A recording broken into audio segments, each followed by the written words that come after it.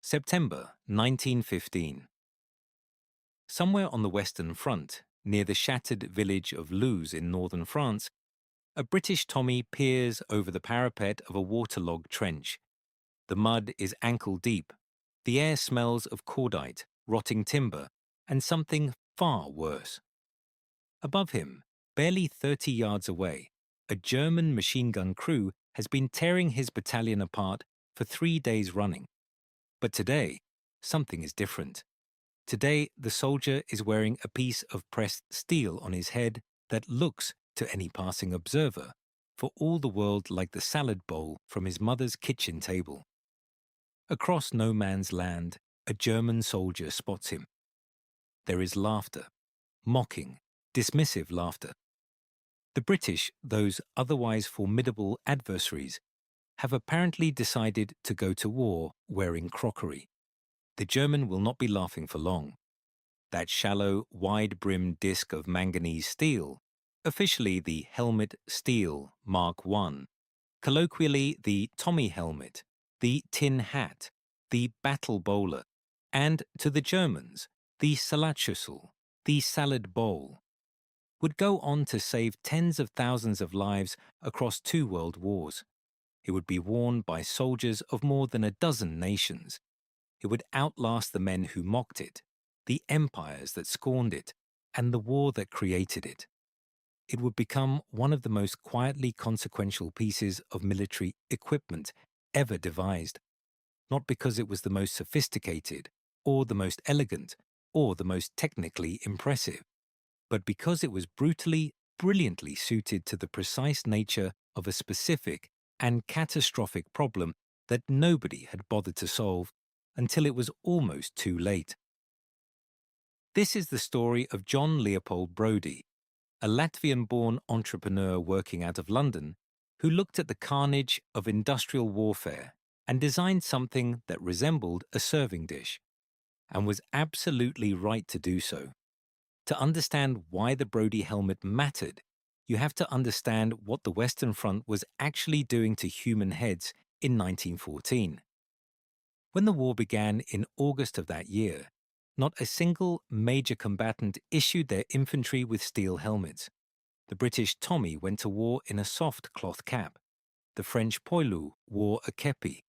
The German soldier had his famous Pickelhaube, a leather helmet with a decorative spike on top that was designed primarily for parade grounds and offered approximately the same protection against shellfire as a felt hat.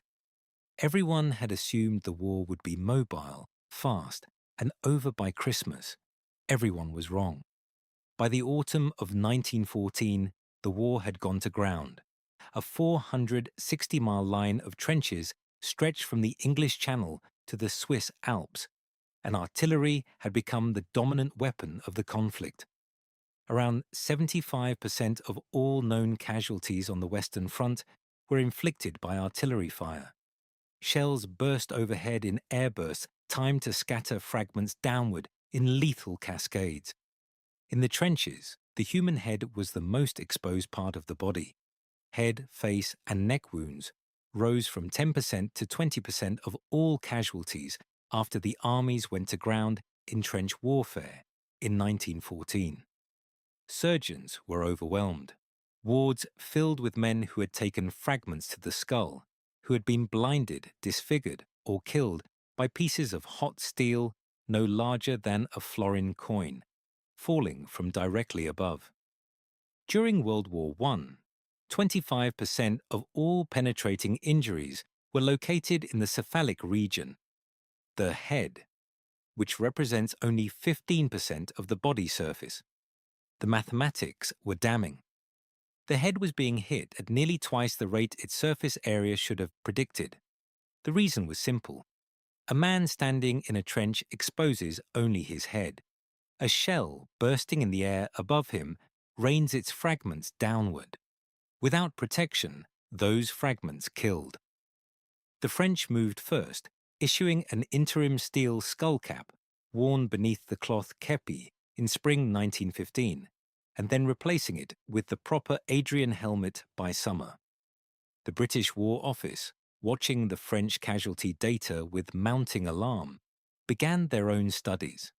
They evaluated the French Adrian design and rejected it. It was constructed from multiple components, was complex to manufacture, and British industry in 1915 was already straining under the demands of the shell shortage crisis. What they needed was something that could be stamped out by the hundreds of thousands, quickly, cheaply, and reliably. Something simple. Something, as it would turn out, that looked like something you might use to serve a Caesar salad. John Leopold Brodie was born Leopold Jano Braud in Riga in 1873, made his fortune in the gold and diamond mines of South Africa, and by 1915 was working as an inventor and entrepreneur in London. He was not, by training, a military man or a metallurgist. He was a practical problem solver with an eye for elegant simplicity. And when the War Office Invention Department came looking for a helmet design in the summer of 1915, his proposal offered something his competitors could not: a helmet that could be manufactured in a single pressing. The Brodie design was, in its essentials, a shallow bowl with a wide brim. The crown was rounded but not deep.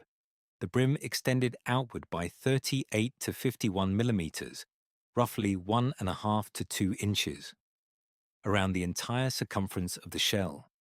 Inside, a leather liner cushioned the wearer's head. A leather chin strap kept it in place. The whole assembly weighed approximately 1.1 kilograms when lined, about the same as a large bag of sugar. The key insight was geometric. The helmet did not need to encase the entire skull. It needed to deflect fragments falling from above. By orienting the brim outward and keeping the crown shallow, Brodie maximized the surface area of steel intercepting downward falling shrapnel without creating a deep, complex form that required multiple stages of pressing. The shape was ancient. It echoed the medieval infantry kettle hat, the chapel de fer, and the Japanese jingasa. And those medieval soldiers had arrived at the same conclusion for the same reason. In siege warfare, things fall on your head. The first production run, known as the Type A, was made from mild steel. It was in production for only a few weeks before a crucial improvement was made at the suggestion of Sir Robert Hadfield, a Sheffield steelmaker. Hadfield proposed substituting his own patented manganese steel, a compound containing 12% manganese, for the mild steel shell. This Hadfield steel was virtually impervious to shrapnel hitting from above and ballistically increased protection for the wearer by 10%. The updated Type B, introduced in October 1915, also featured a narrower brim and a more domed crown. Production was carried out at Hadfield's Sheffield Steelworks and at facilities across Britain, ramping up at extraordinary speed. If you are finding this interesting, a quick subscribe helps more than you know. The first delivery of Brodie helmets to British Army troops took place in September 1915, at the rate of 50 per battalion. Far too few for every man. Initially, they were designated as trench stores, kept in the front line and passed from one unit to the next as battalions rotated in and out. A soldier might wear a helmet for his stint in the trenches and hand it to the next man coming up. By March 1916, around 140,000 helmets of various early patterns had been issued to troops on the Western Front. Still not enough for every man. In February 1916, there were only enough helmets for Canadian forces to equip about 1 in 5 soldiers. Production was ordered to accelerate as a matter of urgency. The Mark I, incorporating a revised liner, a rubber-edged brim to prevent the sharp steel cutting the wearer, and a non-reflective textured paint finish, entered service in 1916. By 1918, monthly production had reached rates supporting over 300,000 units per facility in some cases, and by the war's end, over 7.5 million Brodie helmets had been manufactured in the United Kingdom. What happened when soldiers began wearing the helmets confounded the War Office's statisticians and very nearly led to the program being cancelled. When medical authorities began counting head injuries per battalion after helmet distribution, they found the number had gone up. Not down, up. The instinctive conclusion was that the helmets were not working, perhaps even making things worse. The program came under pressure. There were voices arguing the whole exercise had been wasted. Fortunately, they realized what was actually happening. Fewer soldiers were dying on the spot from their head injuries, and more of them were surviving. The number of recorded head injuries had increased, but the number of deaths had decreased. It was more likely, after helmets were introduced, that fragments of shrapnel would cause injury rather than death. The helmet was not reducing the number of times men were hit. It was converting deaths into survivable wounds. The men who would previously have been carried off in silence were now being counted as casualties. The statistics had looked alarming. The reality was a triumph. Reports from the front began to reflect this.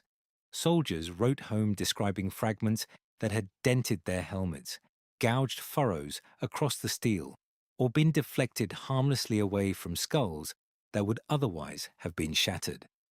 The Imperial War Museum holds photographs of Brodie helmets pierced by shrapnel fragments, worn by men who survived to show them to the camera.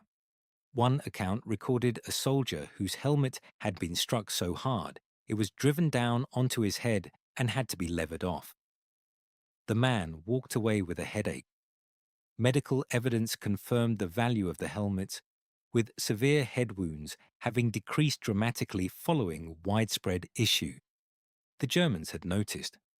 Their laughter at the Salat-Chussul faded as their own casualty reports told the same story the British had just learned. Across the wire, men with soup bowls on their heads were surviving things that were killing German soldiers in their Pickelhauben. The German response is instructive. Having initially mocked the British design, the German army developed their own steel helmet with rather more seriousness than they had initially applied to the problem. The Stahlhelm, the M1916, was designed by Dr. Friedrich Schwerd of the Technical Institute of Hanover, following a systematic study of head wounds in 1915, and was field-tested at the Kummersdorf Proving Ground in November 1915. When it was distributed to troops at Verdun in February 1916, the incidence of serious head injuries fell dramatically. The Stahlhelm was, in several respects, a more sophisticated design than the Brodie. It enclosed more of the skull, offering better protection to the sides of the head and the neck. It featured two distinctive ventilation lugs on the dome that doubled as mounting points for an additional armoured Sternpanzer visor plate. Its silicon-nickel steel was harder than Hadfield steel. Over 8.5 million M16 Stahlhelm were produced during World War I. But the Stahlhelm's sophistication came at a cost. The basic helmet shell went through at least 9 stamping stages before it reached its final shape. Compared to the Brodie's single pressing, it was heavier, harder to manufacture, and considerably more expensive per unit. Soldiers also complained that its extended rim around the ears reduced their ability to hear, a not inconsiderable tactical disadvantage. The Americans arriving in France in 1917 without any steel helmet at all made a pragmatic choice. They adopted the Brodie design wholesale, producing it as the M1917. America purchased roughly 400,000 Brodie helmets directly from the British and produced over 2.7 million IM 1917 helmets by the war's end. The French Adrian helmet, the third major Allied design, was constructed from 4 separate components welded together. It was more aesthetically refined than either the Brodie or the Stahlhelm, but its multi-part construction made it complex to produce and structurally weaker at the seams. The Brodie single-stamp construction gave it an integrity the Adrian lacked. The Brodie's legacy stretches far beyond the mud of Flanders. The helmet served British and Commonwealth forces throughout the Second World War. In the Western Desert, at Dunkirk, on the beaches of Normandy, in the jungles of Burma. Worn by millions of men across every theatre of operation. In 1944, the British supplemented it with a significantly modified design known as the Mark III Turtle helmet, which retained the Brodie's single-press simplicity while deepening the dome and extending the sides to offer better lateral protection, an acknowledgement that the original design's one true weakness, its limited coverage of the lower skull and neck, had always been understood. The Americans applied the same lesson to their iconic M1 helmet, introduced in 1942. The M1 used Hadfield steel, the same manganese compound that Brodie and Hadfield had specified in 1915, and retained the single outer shell principle, though with a far deeper and more enveloping profile. It became the template for helmet design across the Western world for 4 decades. Even the American PAS-GT helmet, adopted in 1983 and nicknamed the Fritz helmet by U.S. soldiers for its Stahlhelm-like silhouette, was made from Kevlar rather than steel, and its inner suspension system owed more to the Brodie's practical liner than to any German innovation. Brodie helmets continued in use for decades after the Second World War, notably by Israeli civil defense forces, the steel shells likely being Second World War-era British surplus with domestically manufactured replacement liners. The design that began as a wartime expedient outlasted 2 world wars, multiple empires, and at least 3 generations of more sophisticated successors. Surviving examples can be examined today at the Imperial War Museum in London, which holds original helmets of various marks, including those dented, gouged, and pierced by the fragments they caught. Return, for a moment, to that trench near Loos. The German soldier has stopped laughing. His own casualties have been telling a story he cannot ignore. The men across the wire, those stubborn, mud-caked men with the crockery on their heads, are surviving things that should be killing them. They are walking away from bombardments with headaches instead of head wounds. They are getting up. There is a particular genius to what John Leopold Brodie accomplished in 1915, and it lies not in complexity, but in its opposite. He looked at the physics of trench warfare, the reality that shells burst above, not beside, and that fragments fall downward. And he made a steel disc to catch them. He understood that the enemy of rapid production is complication, and he gave the War Office something a British factory could make by the 100,000 without retooling. He borrowed a shape that medieval infantrymen had already stress-tested under siege conditions and fitted it with manganese steel and a leather liner. The Germans laughed at the Salatschüssel. They stopped when their own medical reports confirmed what the British had already proved. They developed a better helmet, more elegant, more protective, more complete. And it cost them more time, more money, and more manufacturing complexity to do it. The Brodie was never the finest helmet of the First World War. It was almost certainly the most important one.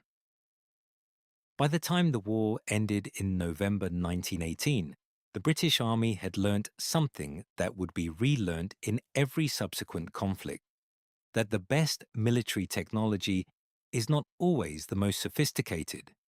Sometimes it is the simplest thing that can be made fast enough, in enough quantity, to actually reach the men who need it. A complex design that arrives 6 months late is worse than a simple one issued today. A helmet that protects the top of the head is infinitely better than a cap that protects nothing at all. The Salatschüssel was ridiculous. It looked like something from a kitchen. It weighed just over a kilogram. It was made in a single pressing from a disc of specially hardened steel, and it saved more lives in 4 years than any single medical innovation of the war. The Germans were right to laugh. They were right, too, to stop.